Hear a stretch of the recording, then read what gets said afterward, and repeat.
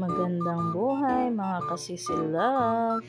At dahil nga po nag-crave nga po pala tayo ng mangga for today's video, tara samahan niyo po ako mga kasisilab.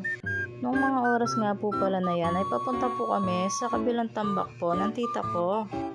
At nandyan nga po pala yung mga tanim nga po pala nila ng mangga. Ito nga po palang si Mr. ko ay nanunungkit na po ng mangga yan. Tingnan niyo naman po yung asawa ko, sino po kaya yung kaaway niya? At ayan nga po, habang nga po nanunungkit si Mr. ay nandyan nga din po kami. Kasama ko nga po pala yung anak ko. Yan nga po palang mangga na yan, mga kasisilab, ay kinalabaw nga po pala yan. Ay tignan niyo naman po yung nakuhang mangga po ng asawa ko, ang laki. Isa nga lang po yan mga kasisilab. At ayan nga po, pinabalatan ko nga din po yan kay Mr. Ay, tingnan niyo naman po, para nga pong masarap yung mangga po na kinuha ng asawa ko.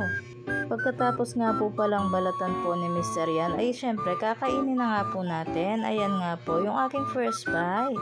Ang sabi ko nga po sa kanya kasi si Love ay hindi siya maasim. Aro Diyos ko, tignan niyo naman po yung pagmumukha niya. Ay para nga po palang sobra pong asim po ng mangga na yan. At ayan nga po mga kasisilab, hanggang dyan na lang po muna yung ating video for today at paalam!